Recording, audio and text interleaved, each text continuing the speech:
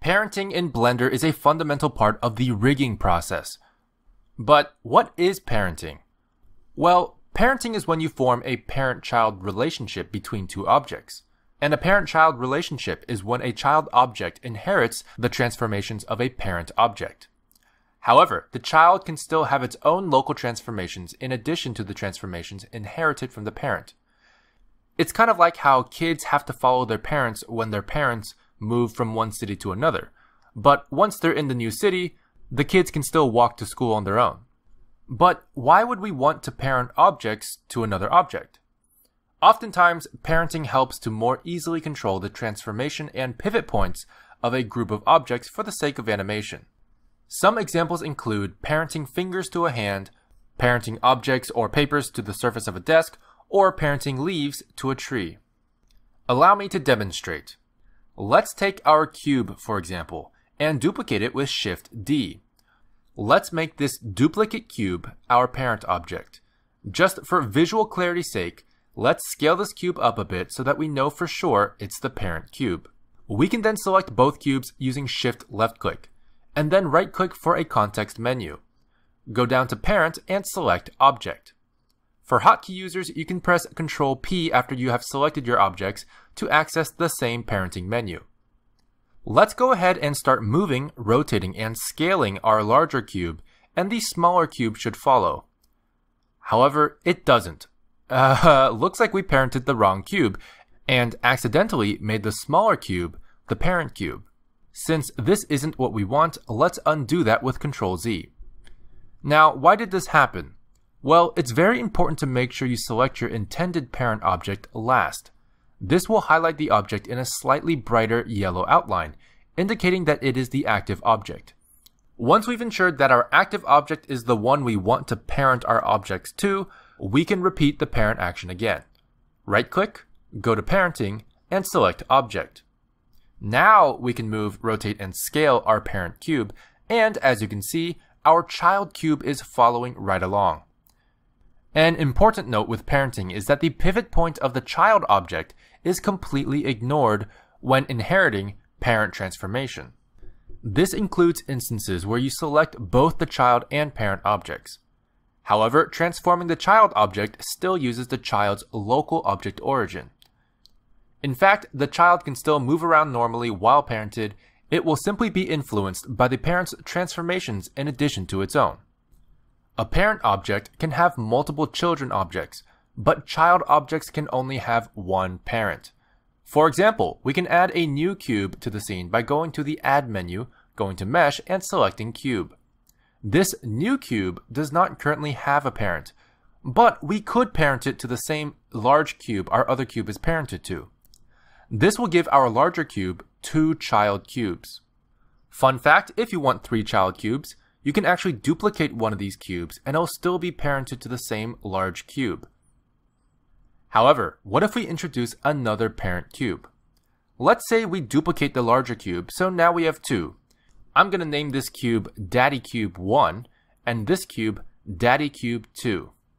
If we select our child cubes and then parent them to Daddy Cube 2, you'll notice that all relationship ties to Daddy Cube 1 have been cut.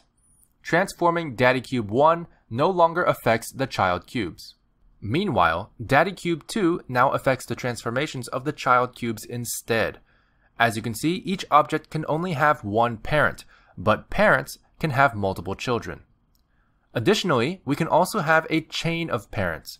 If we select Daddy Cube 2 and then select Daddy Cube 1, we can actually make Daddy Cube 1 the parent of Daddy Cube 2. This will also make Daddy Cube 1 the grandparent, in a way, of our 3 child cubes.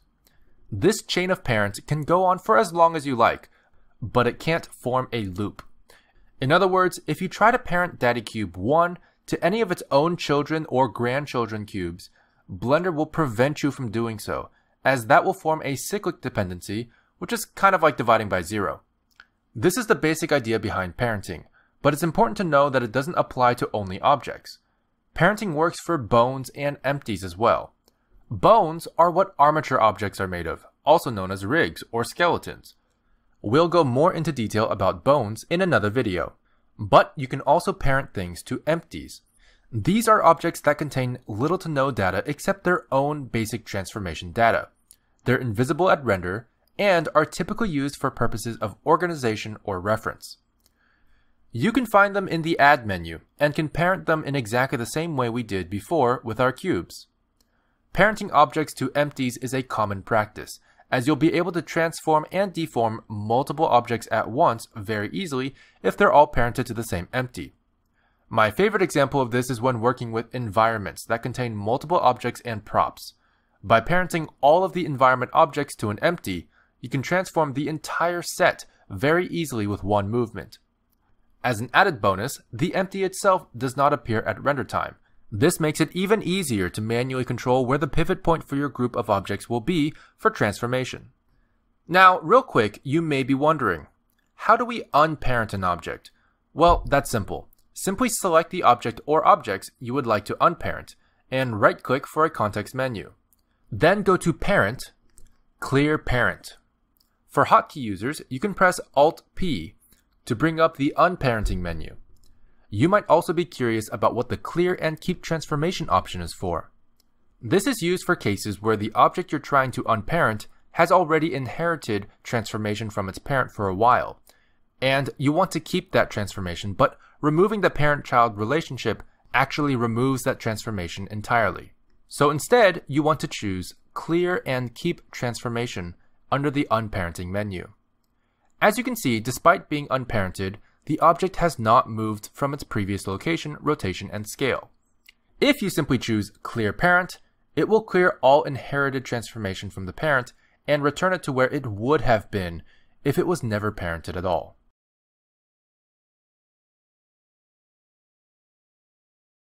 Armatures are the foundation of what animators use to animate their characters.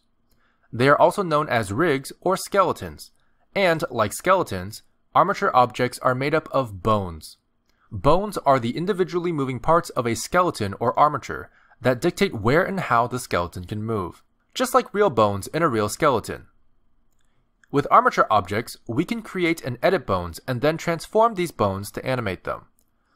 Let's see how that works. First things first, you can add armatures to your scene by going to the Add menu and selecting Armature. This will add an armature with a single bone. The cube is a bit in the way, so let's hide it for now in our outliner. For hotkey users, you can also select the cube and press H, as in hide. With this armature object, we have two modes other than object mode that we can go into. We can edit the bones by going into edit mode, and we can pose bones in pose mode. Posing is where you'll be doing most of your bone animation as well. You can enter both of these modes by going to the top left-hand corner, but for hotkey users, you can also press Tab to toggle in and out of edit mode, and Control Tab to toggle in and out of pose mode. But right now, we only have one bone, so let's go into edit mode and change that. Once we're in edit mode, the bones that make up our armature object can now be edited. This is very similar to how we edit vertices, edges, and faces for a mesh in edit mode. Now, a bone is made up of three parts: the head, the body, and the tail. The head is the base of the bone, and also its pivot point. The tail is the narrower end of the bone, and the body is the main body. You can edit bones in three ways. You can select and move both the head and tail of the bone individually, or you can select the middle of the bone and move, rotate, or scale the bone as a whole. Now that we know that, I'm going to very quickly try to rig the spine of this character. You can download this character in the description down below. Let's go ahead and add an armature object like we did before, and then go into edit mode and drag the tail of our bone all the way up to the top of his head. If we want to add more bones, we can also do that in a number of ways. Using the Add menu at the top, we'll add a new single bone, not parented to any existing bones, which you can then move wherever you want. But if we want to attach it to our existing bone, we'll have to parent one to the other. Parenting plays a huge role in armatures and bone relationships, as it drives the foundation of how a rig moves. When we select our new bone and parent it to our existing bone in edit mode, you'll find a few different options: Connected and Keep Offset. Connected will automatically move the entire child bone to the location of the tail of the parent bone. This is because connected bones must share a head and a tail. This is great for bone chains like spines, where the joints are perfectly shared.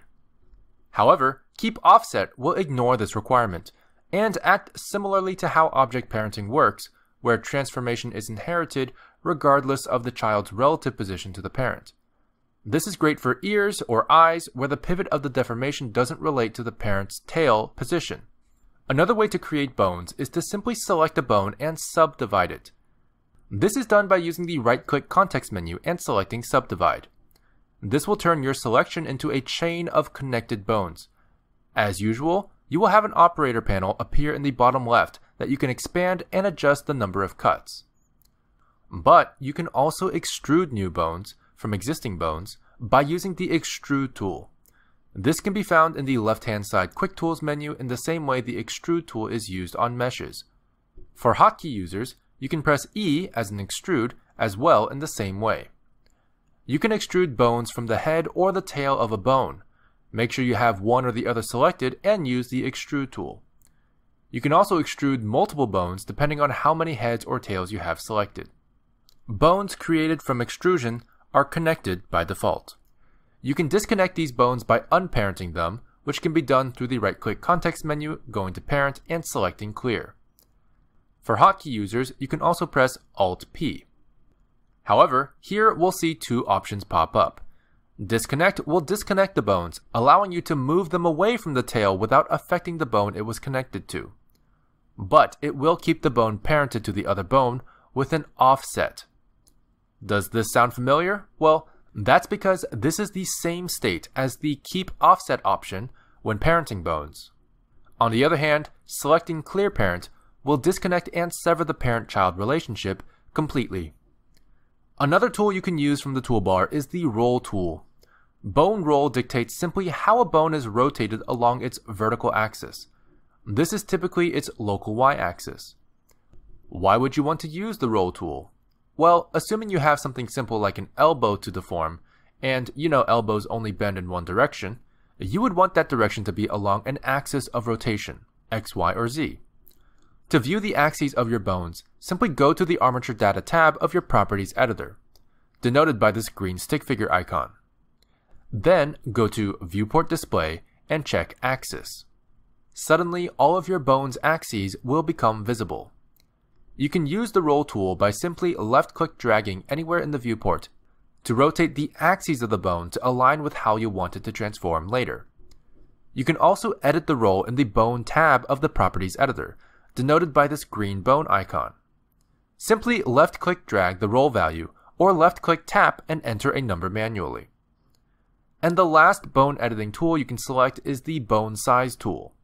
This is not the same as scaling the bone, and you'll notice that if you left-click drag, it doesn't do anything. That's because these changes are only visible with a different bone display. Simply go back into the Armature tab of the Properties editor.